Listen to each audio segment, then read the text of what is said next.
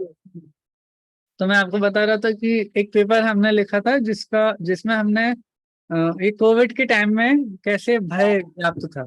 ठीक है। और उस समय या ऐसी स्थिति में जब कोई पैंडेमिक जैसी स्थिति बन जाए, तो उस समय जो समय दृष्टि होंगे, जो निर्भय होते हैं, क्यों? क्योंकि उनको सब तो भयों का भाव होता है।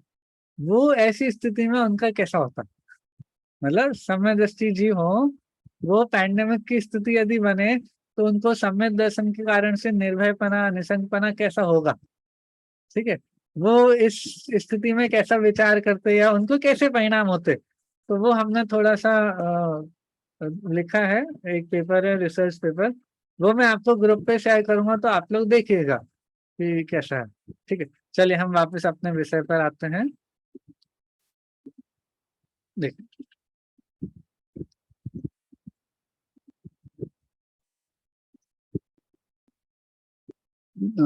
ठीक है। उत्सर्ग से निष्परिग्रहपना, निर्भयपना प्रकट होता है और मोह का नाश होता है, इत्यादि गुण प्रकट होते हैं। अब पांचवा अंतरंग तप है स्वाध्याय। ठीक है। स्वाध्याय के बारे में देखें। स्वाध्याय अर्थात ज्ञान भावना में आलस्य ना करना। हाँ? क्या करना, क्या करना, ये तो अभी बाद में बताएंगे। शुरुआत कैसे की, क्योंकि आलस मत करना ज्ञान की भावना में। सदा उत्साहित रहना, ज्ञान की बात, ज्ञान भावना की बात है तो उसमें बिल्कुल हमेशा तैयार रहना, बिल्कुल आलस मत दिखाना। ठीक है। ज्ञान भावना में आलस्य ना करना। आगे देखिए। प्रथमान्योग, चरणान्योग, कर्णान्योग तथा द्रव्यान्योग, इन चारों प्रकार के शास्त्रों का स्वाध्याय करना। जहाँ संशय हो अथवा श्रद्धान गाढ़ा करना हो, वहां दूसरे विशेष ज्ञानियों से पूछना। ये कौन सा अंग है? वासना के बाद ये प्रश्न आ गया। जो ये पहला बोला ना, स्वाध्याय करना इन चारों अनुयोगों का, योग वांछना। फिर जहाँ संशय हो अथवा श्रद्धान गाढ़ा करना हो, वहां दूसरे विशेष ज्ञानियों से पूछना, मतलब प्रश्न पूछना। ठीक है। आगे देखिए। जिसका श्रद्धान दृढ़ हो, उसका बार बार मन में अभ्यास रखना अथवा चिंतन करना। ठीक है। आमना है। ठीक है। पाठ को शुद्धता पूर्वक, सॉरी ये हो गया अनुप्रेक्षा, अनुप्रेक्षा। फिर पाठ को शुद्धता पूर्वक बार बार पढ़ना, जो कि आमना है। तथा धर्मार्थी, धर्म के लोभी भव्य जीवों को धर्मोपदेश देना, सीखना, सिखाना, विचारना, मनन करना, इत्यादि स्वाध्याय नामक तप है। तो पांचों अंग ले लिए स्वाध्याय के। वासना, प्रक्षना, आमनाय, अनुप्रेक्षा, आमनाय और धर्मोपदेश। ठीक है। इसके द्वारा सम्यक ज्ञान की प्राप्ति होती है, अन्य जीवों को सम्यक ज्ञान का बोध होता है, परिणाम स्थिर रहता है, संसार से वैराग्य होता है, धर्म की वृद्धि होती है, इत्यादि अनेक गुण प्रकट होते हैं। अतः स्वाध्याय करना चाहिए। कितने सारे स्वाध्याय के लाभ बता दिए। मोक्ष मार्ग प्रकाशक जी के रचयिता पंडित टोडामल जी, इन्होंने सम्यक ज्ञान चंद्रिका की पीठिका में स्वाध्याय के लाभ बताए। बहुत अच्छे लाभ हैं। स्वाध्याय के तात्कालिक लाभ क्या क्या हैं? स्वाध्याय आप करोगे तो स्वाध्याय के तुरंत के क्या क्या लाभ प्रकट होते हैं, तो वो ऐसे कितने 10-12 लाभ ऐसे हैं, शायद और ज्यादा हो। तो वो बहुत अच्छे लाभ हैं। मुझे यदि ख्याल आ जाएगा तो मैं आपको उसको भेजूंगा। कषाय की मंदता हो जाती है तुरंत ही, इस तरह के हैं, वो पढ़ा है, अच्छे अच्छे हैं। हैं, बहुत अच्छे। वो हाँ। तो ऐसा मैंने तो उनको एक पूरे उस पे देखा है, एक एक सिंगल अच्छा। पॉइंटर्स में। तो बहुत अच्छा। मैं कोशिश करूंगा वो आपके साथ शेयर करने का। दो चीजें हो गई जो मेरी होमवर्क हो गई, तो वो मैं उनका ध्यान रखूंगा। चलिए ठीक है। आखिरी है ध्यान। बस हम पढ़ लेते हैं ध्यान का। चलिए देखते हैं। नहीं, मैं थोड़ा सा 5 मिनट एक्स्ट्रा लूंगा आज, तो हमारा विषय पूरा हो जाएगा। चलिए। ध्यान। एकाग्र चित्त होकर समस्त आरंभ परिग्रह से मुक्त होकर पंच परमेष्टि और आत्मा का ध्यान करना, इसी को ध्यान कहते हैं। एकाग्र चिंता निरोधो ध्यानो। एक को अग्र करके चिंता का निरोध करना। अब चिंता में सब आरंभ परिग्रह से मुक्त होना ये आ गया। चिंता का निरोध मतलब आरंभ परिग्रह संबंधी जितने भी विकल्प होते हैं उन सबसे मुक्त होकर, उनसे रहित होकर के पंच परमेष्टि का, आत्मा का ध्यान करना, ये ध्यान होगा। वहां प्रशस्त राग पूर्वक अरिहंत आदि के चिंतन में प्रवर्तन करना ये शुभ ध्यान है, और केवल शुद्धात्मा में एकाग्र होना ये शुद्ध ध्यान है। तो ध्यान के भी दो भेद हो गए एक तरह से। शुभ ध्यान जहाँ पे पंच परमेष्टि का चिंतन कर रहे हैं, और जहाँ पे आत्मा का चिंतन हो रहा है वो शुद्ध ध्यान।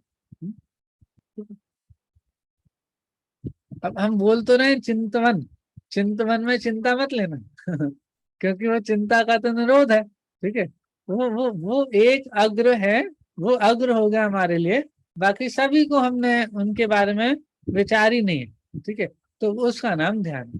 ठीक है, छोटे दादा मतलब डॉक्टर हुकुम चंद जी भारल जी, वो ध्यान की परिभाषा क्या करते हैं, वो ध्यान को कैसे समझाते हैं वो कहते हैं किसी चीज को जानना वो ज्ञान है, तो किसी चीज को जानते रहना वो ध्यान है। ध्यान और ज्ञान में अंतर है, एक चीज को जाना, ठीक है, ये जानना हुआ, ये ज्ञान हुआ। ठीक है, अब उसी को जानते रहना, उसी पे ध्यान देना। बोलते ना भैया बड़े ध्यान से देख रहे हो, ध्यान से देख रहे हो मतलब उसी को देखते जा रहे हो ना, तो वो कहते हैं ये ध्यान। जानना और जानते रहना, तो ऐसे ही एक को ही जानते रहना, एक आत्मा को ही जानते रहना, तो वो शुद्ध ध्यान है। ठीक है, देखिए आर्त ध्यान, रौद्र ध्यान, धर्म ध्यान और शुक्ल ध्यान के भेद से ध्यान चार प्रकार का है। उनमें आर्त ध्यान और रौद्र ध्यान तो संसार के कारण है, तथा धर्म ध्यान और शुक्ल ध्यान मोक्ष के कारण। ध्यान के सामान्यतया तीन भेद भी हो सकते हैं, अशुभ ध्यान, शुभ ध्यान और शुद्ध ध्यान। इनमें आर्त ध्यान और रौद्र ध्यान ये दोनों अशुभ ध्यान है।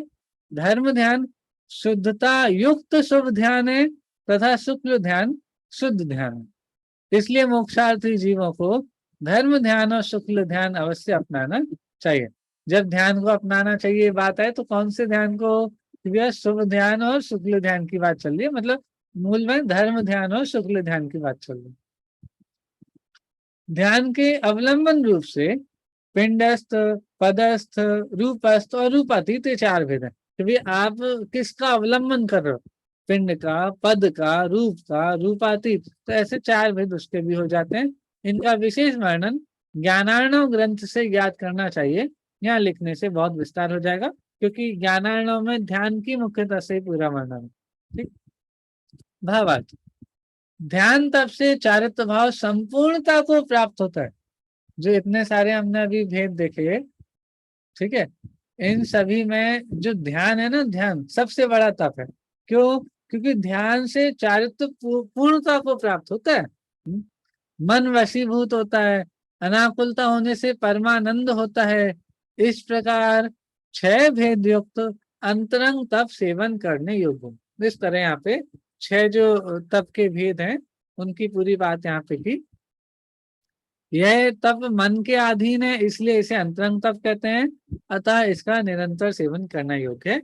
ये दोनों में अंतर हो गया, जो मन के अधीन है वो अंतरंग तप, और जिनमें किसी न किसी प्रकार बहिरंग अवलंबन की आवश्यकता पड़ती है वो बहिरंग तप में जाते हैं। ठीक है, तप उसमें भी अंतरंग है, मैंने परसों भी बात कही थी, तप तो अंतरंग ही होगा, लेकिन अवलंबन यदि बहिरंग बहिरंग में अवलंबन की आवश्यकता है तो वो बहिरंग तप हो जाएंगे। बहिरंग चीज की आवश्यकता नहीं हो वो अंतरंग तप। ठीक है, यहाँ यह बात भी जान लेना आवश्यक है कि बाह्य तप और अंतरंग तप में क्या अंतर है। तो देखिए, बाह्य तप में केवल बाह्य पदार्थ तथा शरीर की क्रिया ही प्रधान कारण है, और अंतरंग तप में आत्मीय भाव तथा मन का अवलंबन ही प्रधान कारण पड़ता है। ठीक है, तो अवलंबन की अपेक्षा से वो जहाँ पे बहिरंग बाह्य शरीर का या अन्य चीजों का अवलंबन की आवश्यकता पड़े तो बहिरंग तप, और जहाँ पे बिल्कुल स्वावलंबन है, तो आत्मीय भाव और मन का ही अवलंबन प्रधान हो, तो वो अंतरंग तप। जैसे उदाहरण देखिए, जैसे अग्नि सोने को शुद्ध बनाती, वैसे ही यह दोनों प्रकार के तप आत्मा को शुद्ध बनाते हैं। कारण कि तप के बिना चारित्र नहीं होता, और चारित्र के बिना कर्मों की निर्जरा नहीं होती। अतः दोनों प्रकार के तपों का आचरण अवश्य करना चाहिए। यहाँ तक गृहस्थ के व्रतों का वर्णन पूरा हुआ। अब यहाँ तक हमारा 199 नंबर के श्लोक तक के पूरा विषय हुआ। अब 200 नंबर के श्लोक से मुनि धर्म का उपदेश यहाँ पे प्रारंभ होगा। मुनि व्रतों को उदाहरण करने की अब मुनि धर्म का उपदेश भी ऐसे इस रूप में दिया जाएगा कि श्रावक किस प्रकार से मुनि व्रतों को उदाहरण करे। मतलब श्रावक को मुनि धर्म धारण करने का उपदेश दिया जाए। कहा तो मुनि धर्म का उपदेश, लेकिन श्रावक को मुनि धर्म प्रकट करने का, ग्रहण करने का, धारण करने का उपदेश दिया जाए। ठीक है, तो वो विषय हमारा प्रारंभ होगा, उसको हम आगे देखेंगे। अभी भैया एक बार वो अंतरंग और बहिरंग तप में क्या डिफरेंस है अभी आपने बताया तो। अंतरंग तप बहिरंग तप हो गए जिसमें आपका बहिरंग अवलंबन पड़ता है, या शरीर संबंधी कोई क्रिया वहां पे प्रमुखता उसको मिल जाती है। ठीक है, हाँ हाँ हाँ। तब तो तभी कहेंगे जब इच्छाओं का अभाव होगा। ठीक है, लेकिन अब उसके वर्णन में हम किसकी मुख्यता करते हैं, जैसे अनशन, उनोदर आदि। अब इसमें शारीरिक क्रिया या बाह्य पदार्थ की अपेक्षा से ही सारा वर्णन हो रहा है ना, हाँ? रस परित्याग, वृत्ति परिसंख्यान आदि, तो ये सभी बहिरंग तप है। और अंतरंग तप, इसमें भैया मन मन को वशीभूत किया जा रहा है। ठीक है, अंतरंग परिणामों की विशुद्धि की बात चल रही है मूल में, सीधे सीधे। ठीक है, या फिर आत्मीय परिणामों की बात चल रही है, विनय आदि की जो बात है, ध्यान आदि है, तो ये सब अंतरंग में ही हो रहा है। तो ये सभी अंतरंग तप में आएंगे। ठीक है, हाँ,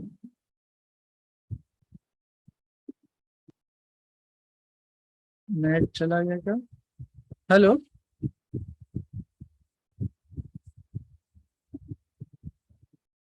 सर नेट चल रहा था। हेलो,